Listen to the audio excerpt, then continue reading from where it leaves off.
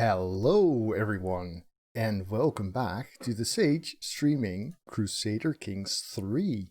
Oh yes, hello everyone! I am really excited about this. The reason the game is not up there yet is because there's an embargo on streaming it for another 3 minutes, but I figured I'd at least get in stream and hype us up for that. Now, Crusader Kings, for those of you who don't know, is a game about, well, it's a grand strategy game from Paradox. I should point out, obviously, they have given me a key, but I'm not being paid other than getting a free key. So, it's a grand strategy game. You play as essentially a bloodline. So you control usually a feudal ruler, but you can be tribal as well. And you have that ruler, and they have all kinds of personality traits, and you play as them until they die, and then you play as their primary heir.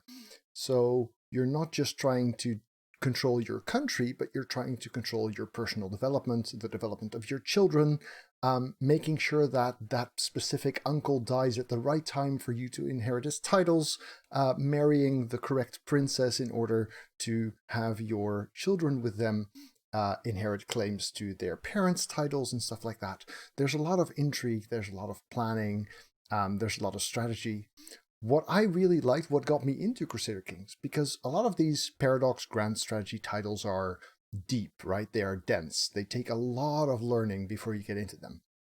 What I liked about Crusader Kings is that it allows you to experience the game and enjoy it way before you understand it. The way that personal experiences happen in the game mean that you have fun with the narrative it creates even before you're able to control it much. So I think if you want to get into Paradox grand strategy titles, Crusader Kings is actually a really good entry point because it's fun way before you get good at it. So Crusader Kings 2 is a game that has been out for a long time. It has a lot of DLCs. Some of those features are in the base game for Crusader Kings 3, which you will see soon.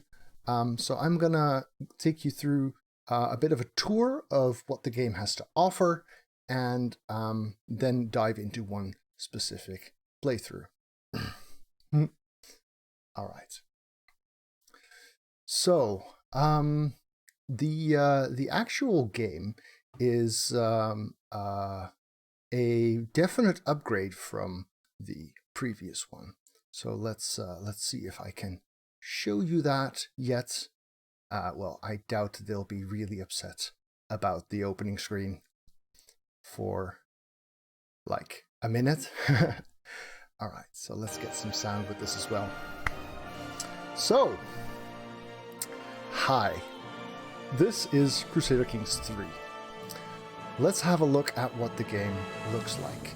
There's a menu, obviously. You can see rulers 3D animated, which is already a difference. If you start off, you can choose between two starting dates, 867 and 1066. So this is the one that in Crusader Kings 2 came with the Viking expansion. This is kind of the standard starting date. If you pick one, you get a bunch of pre-selected rulers that the game recommends for you to try, but of course you can just click play as any ruler in this starting time, and then pick one. So if you pick one, we start off with a map. Now, one of the biggest things CK3 does better than CK2, WASD moves the map. Whenever I switched back to CK2, I had to fiddle around with that, but no more. Now this map is on a table, and we can zoom. And we can zoom in on India, and then we get countries. And then we can zoom in on a country, and we get duchies, right? So clicking on anywhere in the map gets us a ruler. In this case, a ruler whose religion says they don't wear clothes. And we can see stuff about their religion, how it works, their individual traits. As you can see, the map covers quite a bit of the world. Originally, CK2 was like this, pretty much. And then an expansion did a bit here, and an expansion did a bit there and there. CK3 starts off with a big map. And these locations have fairly specific things to them, like the religions have their own traits. So if you look at religions, you can get a lot of info already. So we can play as Vikings, for example. In the previous game, I often liked starting here. It's a nice place for Viking raiding. Ireland is kind of considered to be the tutorial island a lot of the times, preferably in the 1066 start and not at the 867 or whatever it was. So we have a lot of options of where we want to go and what we want to do. So, for example, if you can choose difficulty, there's no harder than normal. Normal is the hardest it gives. And say that we play as Jarl Snake in the Eye of Holland. Then we dive into the game. So the game is actually that very same map. So once I've started playing, I can zoom out to this level. Usually we won't. So we have our county, the kingdom we control. We have our ruler, so I can see that I'm patient and gregarious and zealous, a fortune builder, a novice hunter, and a Viking. Sure. We have our character and our spouse. Importantly, we have lifestyle traits. This was a DLC, but here it is part of the base game. Now, when you choose a lifestyle, you have the option of choosing between these 5, which correspond to the 5 primary stats, so diplomacy, martial, stewardship, intrigue, and learning. When you have a character reach the age of adulthood, which is 16, they get one of the traits corresponding, so their education trait, which corresponds to those 5 stats. If you choose to take a lifestyle that matches your education trait, you'll actually get a bonus. So for example, if for this ruler, if we were to choose stewardship, you could see that we would get more XP every month for stewardship skills than we normally would if we were to pick, say, martial. So here we get 25 a month, but if we go stewardship, we get 32 a month. So there's a benefit in choosing the lifestyle path that matches your education trait. I say XP because things work very differently from in Crusader Kings 2. You have now a choice between these 3 focuses. Those you can change later on, but it takes 5 years, I think, before you're allowed to change them again. So you can choose wealth or domain or duty. But within your lifestyle choice, you gain XP, as you can see here. And once you've gained enough XP, you unlock a perk. This character actually already starts with 4 perks.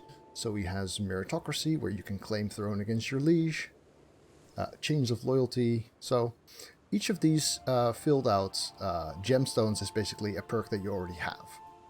And they require unlocking a bunch of them to get to the keystone capstone powers.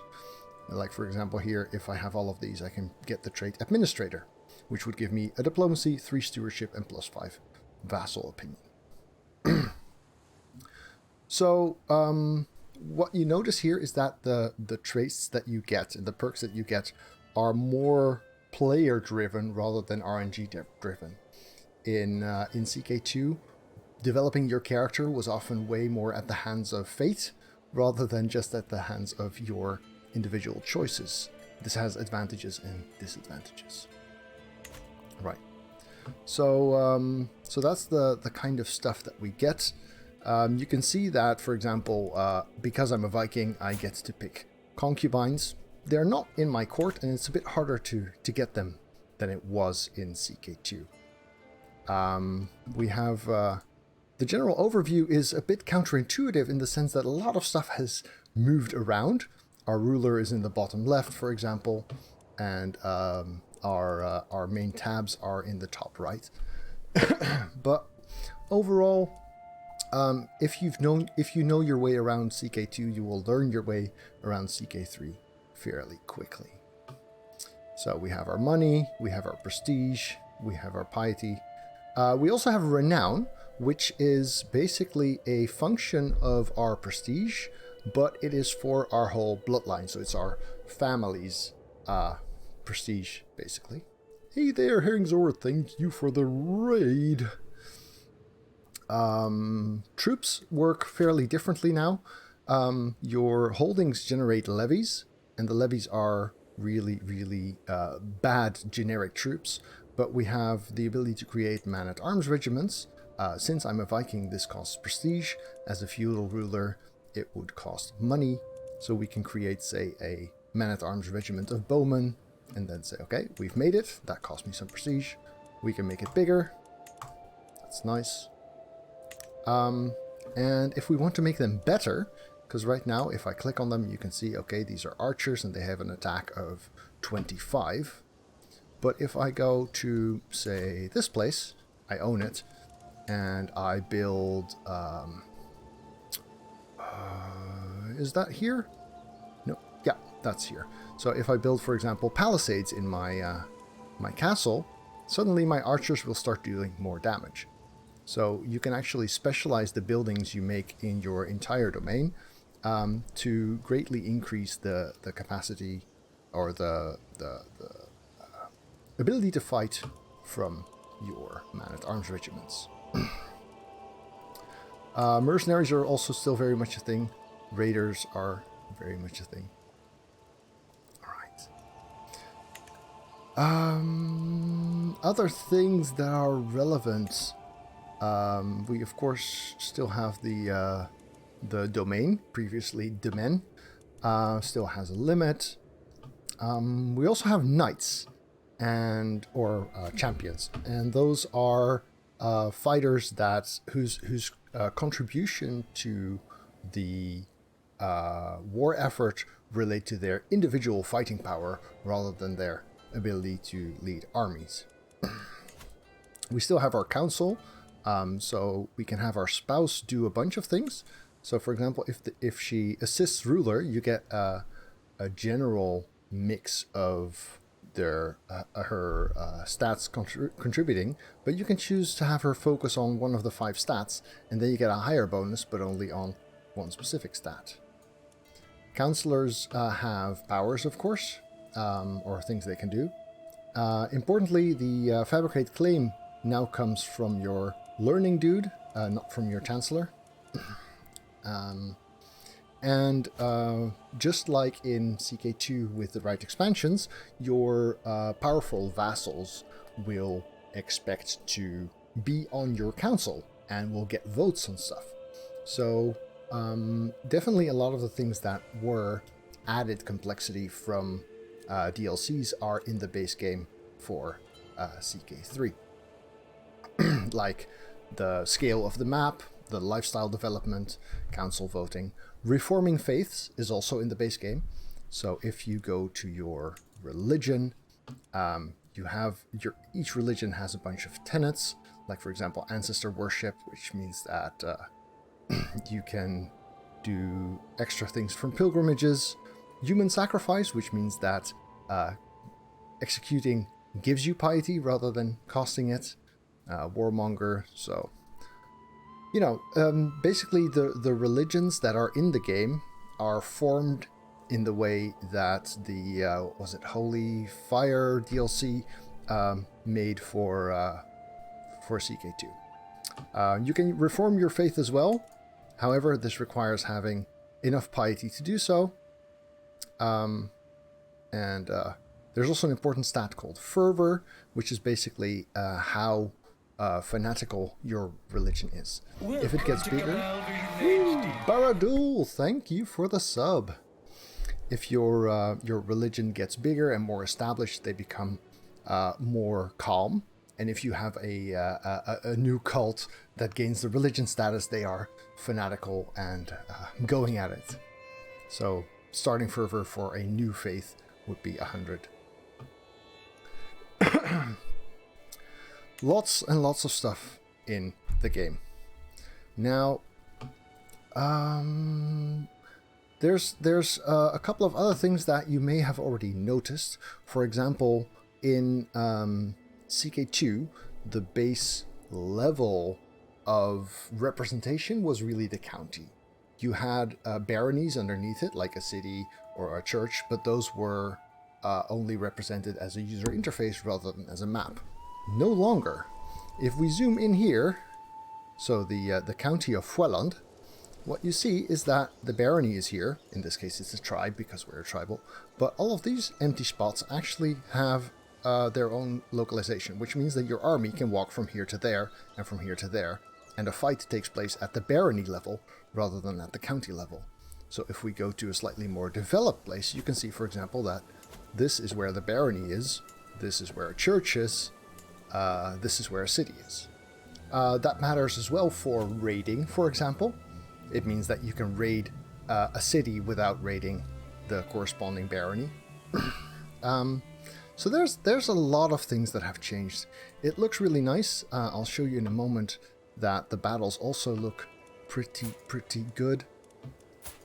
We can even customize things as well. How do we do that again? Yeah, here.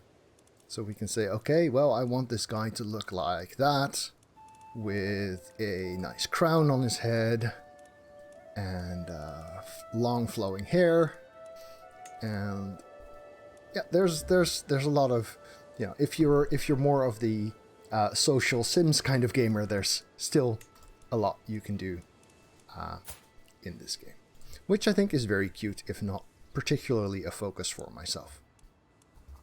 So for this playthrough, I'm not going to be playing as Skåne or Sjælland, or Denmark for that matter, because I actually picked something different. So I'm going to exit to main menu and load my Holland intrigue save, because this is the play that I decided to start off in. So we are in the 1066 starting date, which means that a lot of this is no longer tribal. It means the Holy Roman Empire is formed, and we're in it. Why did I choose this starting date? I don't really know. Oh yeah, because I wanted to try playing as Holland. Since I'm from Amsterdam, I figured it would make sense to make a Dutch ruler. And I figured having all of those Viking neighbors come by all the time was not the most fun thing to be. So being in Holland means that we are the vassal of the Holy Roman Empire. That makes us fairly safe from immediate neighbors, but it also means that we have a lot of infighting and intrigue to do. We are here. We are Dutch. If I were to start at the earlier starting date, it would actually be a Norse religion, but the Dutch do count as the Central Germanic culture. So, I decided to play as the Duke of Holland. It's a bit of an unfortunate position to be in, because if I want to get more titles within the Empire, my immediate neighbor has a lot more land than I do. So that is not actually a great target. What we can, of course, do is say, take our bishop and fabricate claims on Luxembourg, because Luxembourg is not that big. We might be able to take it. So, when I clicked Holland to see, let's see if I can play as my own home place, I wound up with this guy, Duke Dirk de Vijfde, Floriszoon van Holland. So that's me. I'm Duke Dirk. And guess what? Duke Dirk might be just, which gives a penalty to intrigue, but he is cynical, sadistic, fickle, and curious. So I figured, how about we make Duke Dirk into our very own Joffrey Baratheon? Because, as it turns out, in Crusader Kings 3, dread is a thing. What is dread, you might say? Well, dread is basically how much people fear you. When playing Crusader Kings 2, it always surprised me how your ability to do social stuff was restricted to basically likability. If people like you, they do what you want, and if people don't like you, they don't do what you want. Traditionally, medieval rulers tended to have fear as a very important factor as well. And CK3 actually introduces that in the form of dread. And so, as you do nasty stuff like torture and execution and all kinds of things, you can make people fear you, and then they obey you not because they like you, but because they fear you. This makes tyrannical playthroughs way more doable. So, we are now going to be playing as Duke Dirk Floriszoon of Holland, and we're going to make him into a Joffrey. Thanks for watching. If you enjoyed this, remember to hit the thumbs up button. If you want to see more of my content, then do press the subscribe button and the little bell, and I'll see you around.